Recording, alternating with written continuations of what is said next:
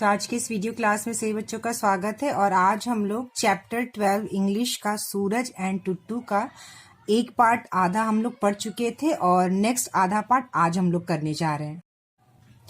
तो हमारा D.1 जो क्वेश्चन है वो बाकी था, सीक्वेंस ऑफ टेंसेस। ठीक है, तो देखिए यहाँ पे क्या कह रहा है, look at the following sentence carefully. कह रहा है निम्नलिखित वाक्य जो दिया है उसे केयरफुली मतलब ध्यान पूर्वक, लुक मतलब देखिए और समझिए।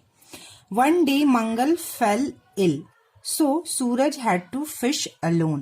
ठीक है, मतलब एक दिन मंगल बीमार पड़ गया था, इसलिए सूरज को अकेले ही मछली पकड़ने जाना पड़ा। Mark that the second sentence is in the past perfect because an action took earlier in the past। ठीक है, तो कह रहा है कि जो ये सेकंड सेंटेंस है वह पास्ट परफेक्ट में है। क्यों? क्योंकि पास्ट में मतलब पहले बीत चुका है, मंगल बीमार पड़ चुका है, इसलिए सूरज को जाना पड़ा। तो यहाँ पे कह रहा है in other words the past perfect is used for an action that was completed before another action in the past. ठीक है, तो कह रहा है कि पास्ट परफेक्ट कब यूज किया जाता है। देखिए पास्ट परफेक्ट जो है तब यूज किया जाता है उस एक्शन के लिए, उस क्रिया के लिए दैट वाज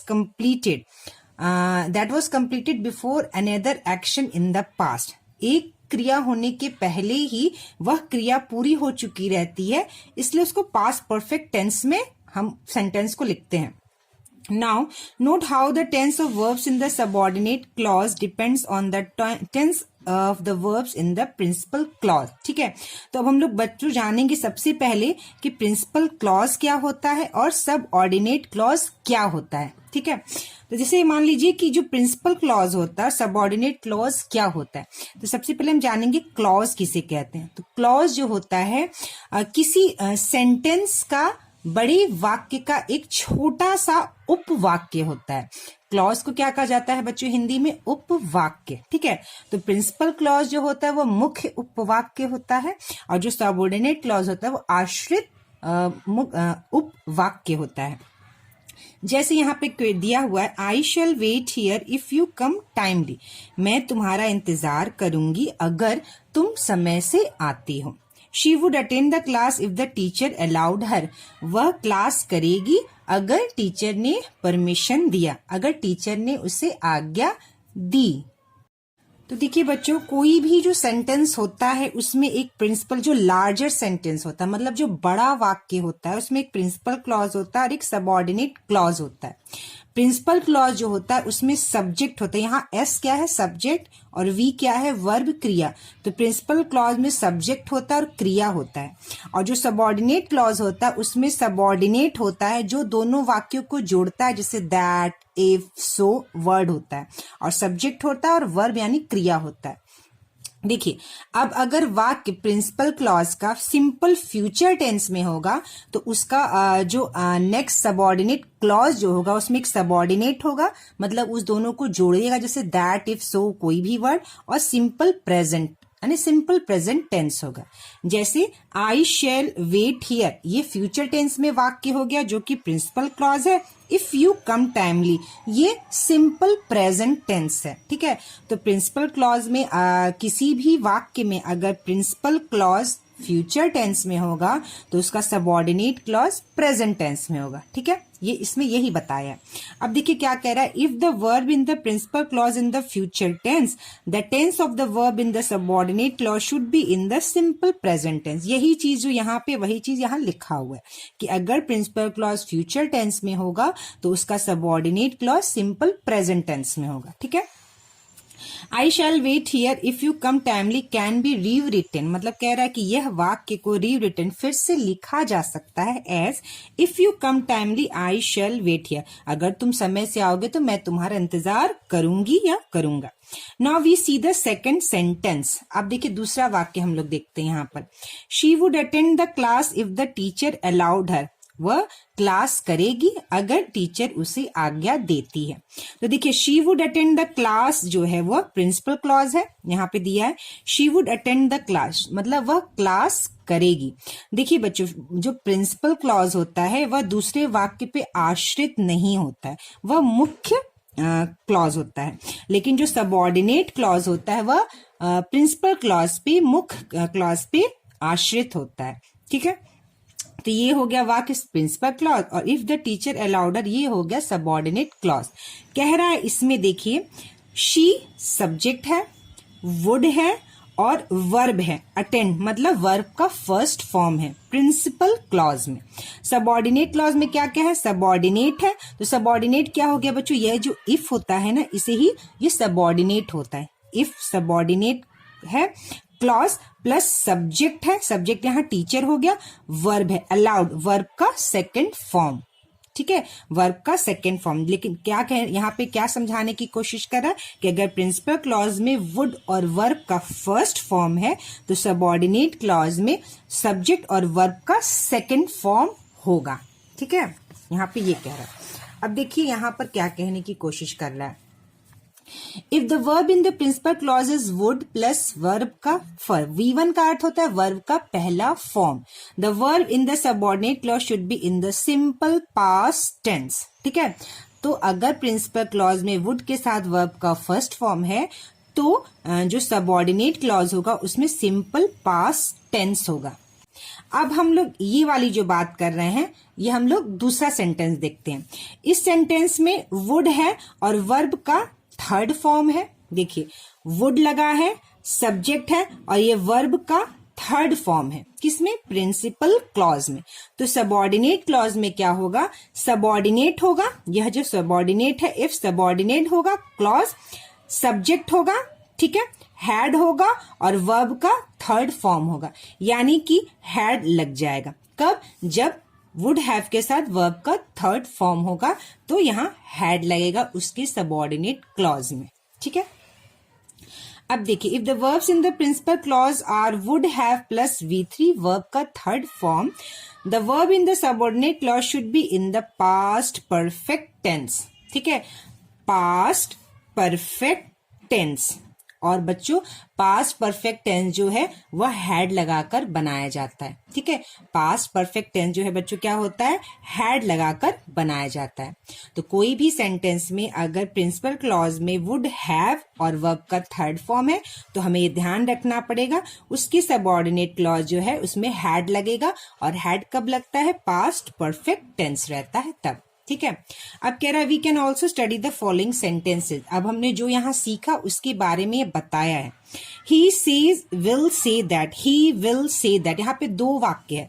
ही सेज जो है बच्चों वह सिंपल प्रेजेंट टेंस है और विल से दैट जो है सिंपल फ्यूचर टेंस है। ठीक है, तो देखिए यहाँ पर क्या कह रहा है, he is a doctor, he was a doctor, he will be A doctor. ठीक है, मतलब ये प्रेजेंट टेंस में वाक्य है, ये पास्ट टेंस में वाक्य है और ये फ्यूचर टेंस में वाक्य है।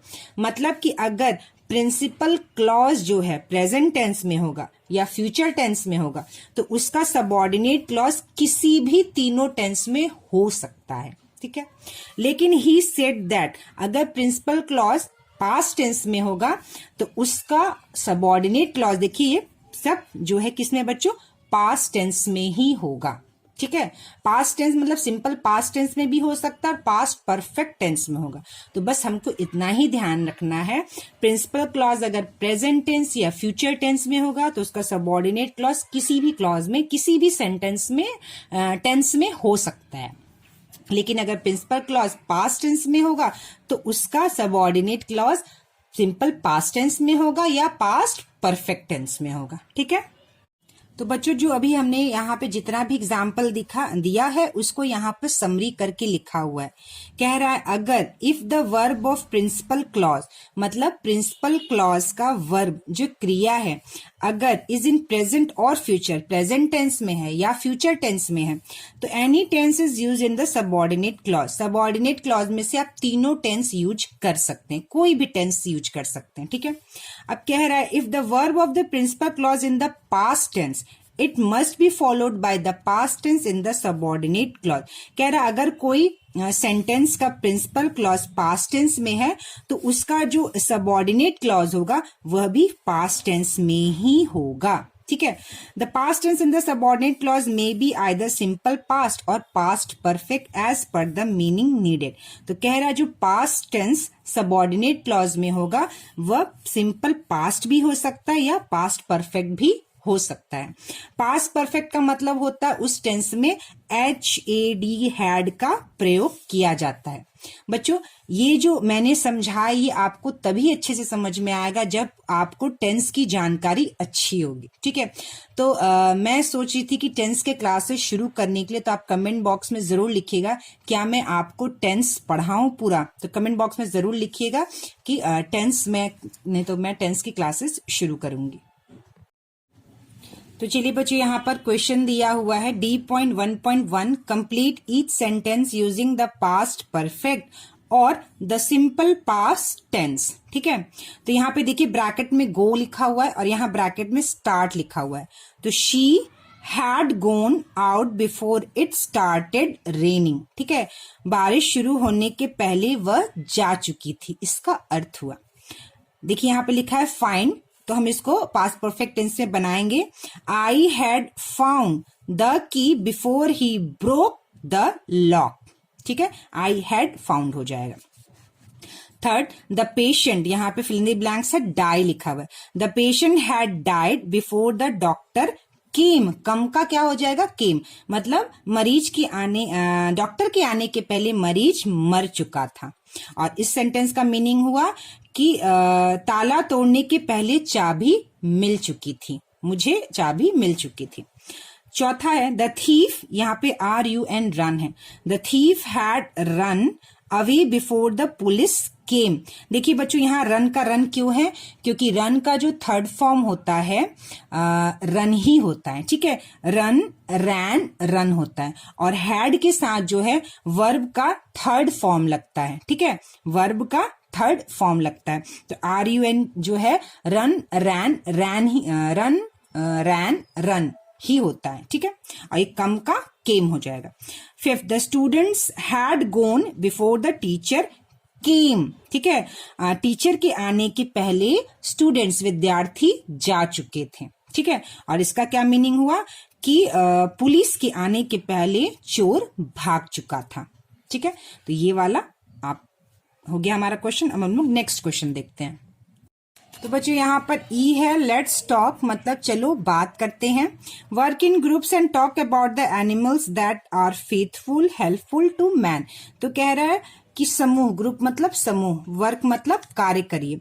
तो समूह में कार्य करिए एंड टॉक बात करिए अबाउट बारे में द एनिमल्स जानवरों के बारे में that are faithful helpful to man, जो विश्वास के लायक होते हैं, जो जो फेथफुल होते हैं, विश्वसनीय होते हैं, और जो हेल्पफुल जो आपको मदद करते, किसी मैन को मतलब मनुष्य को जो जानवर मदद करते हैं और जो विश्वास के होते हैं उनके बारे में बात करिए। तो सिर्फ इसमें बात करनी है हमको, इस क्वेश्चन में हमें लिखना नहीं है, ठीक है।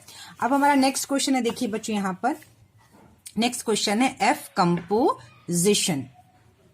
एफ कंपोजिशन यहाँ थोड़ा सा धुंधला है, चलिए अब ठीक है।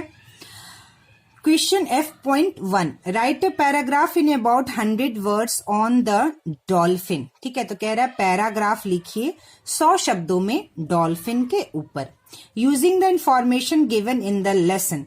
कह रहा है कि आप जो इंफॉर्मेशन जो जानकारी दी गई है गिवन इन द लेसन, जो आपके पाठ में जानकारी दी गई है, यूजिंग उसका प्रयोग करके, एंड एनी अदर इंफॉर्मेशन और कोई दूसरी इंफॉर्मेशन, दूसरा भी कोई जो भी आपको इंफॉर्मेशन हो उसके बारे में नॉलेज हो, you may have from other sources, किसी दूसरे सोर्सेज से, मतलब आप पेपर से, मैगजीन से, दूसरे जगह से, कहीं से भी आप जो है उसके बारे में जानकारी, इंफॉर्मेशन, जानकारी इकट्ठा करके उस पर एक पैराग्राफ 100 शब्दों में लिखिए। तो चलिए हम लोग इस पैराग्राफ को लिखकर देखते हैं। तो मैंने डॉल्फिन्स के ऊपर पैराग्राफ लिखा है 100 वर्ड्स में, तो चलिए इसको पढ़ते हैं। Dolphins are mammals but it look like a fish, ठीक है। They live in river and seas, ठीक है। They are found in the north and far eastern seas. They breathe air through a blow hole on the top of their head. They grow up to several meters. Their body are black on the top and their belly means pate, is white. They have about 140 needles like teeth.